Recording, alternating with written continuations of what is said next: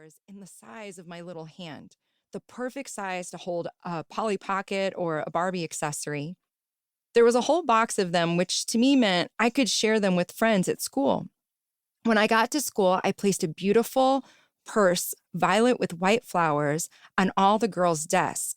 But before I could finish, my bestie, Vanessa, asked me to come to the hallway with her. I thought I must have hurt Vanessa's feelings by not placing a purse on her desk. But once I got to the hallway, she knelt on one knee and asked where I found my gifts. I told her my story, and with a straight face, she explained to me that the purses were not meant for Polly Pockets, but for maxi pads. Unable to hold back her giggles, Vanessa said I couldn't hand them out. I cried hard tears that morning because I didn't know what maxi pads were or why it mattered. How could she not see them for a different use? But she was the adult, I was the kid, and adults always knew best. I didn't know what I didn't know. You may have never gifted your elementary school classmate maxi pads, but you probably have your own story of not knowing what you didn't know. One afternoon a few months ago, Tricia mentioned to me that the garbage disposal wasn't working. After acknowledging her concern, I asked if she had tried the reset button on the bottom of the disposal. She said she hadn't, but acknowledged that could be the problem. Even after 25 plus years of marriage, I somehow assumed my job was done. A couple of days later, while I was rinsing a dish, water started backing up in the sink.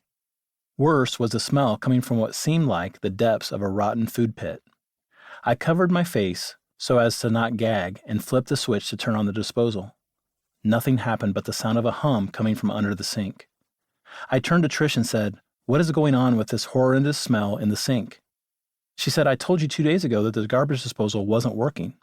Water is backing up because there is food in the drain." I may be the least mechanical person alive, but opening the doors under the sink, I thought, if I pretend I know what I'm doing, maybe I'll somehow figure out what to do. I remembered the reset button I had said would solve the problem and pushed the button, expecting a quick fix. Nothing changed. Still just a hum. Not wanting to appear weak or ill-equipped, I lay down inside the kitchen cabinet and texted a friend who was mechanically inclined.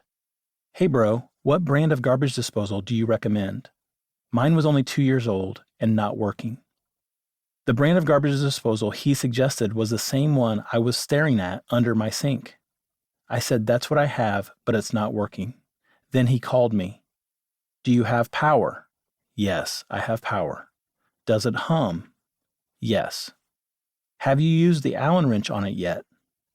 What Allen wrench was he speaking of? I had no clue, but I said, "I was just getting ready to do that. Thanks, man." I hung up the phone, and still under the sink, I pulled up YouTube and searched how to use an Allen wrench on a garbage disposal.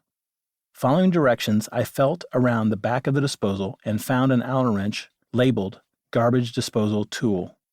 Grabbing that wrench like a professional plumber, I put it in the slot on the bottom of the disposal and gave it a few turns. Something snapped and released.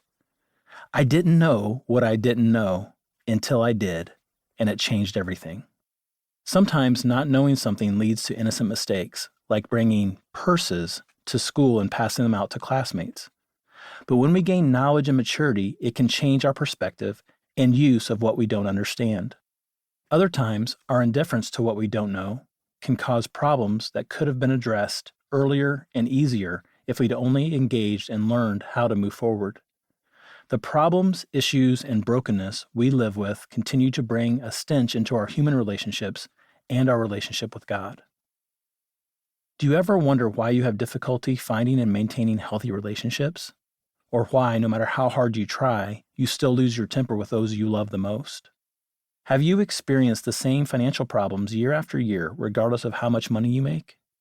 Do you repeat the same mistakes even though you know the consequences? What is the solution?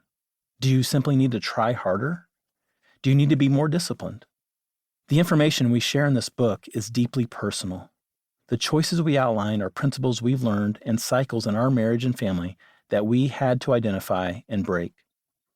Most of us don't change until the pain of staying the same is greater than the pain of change.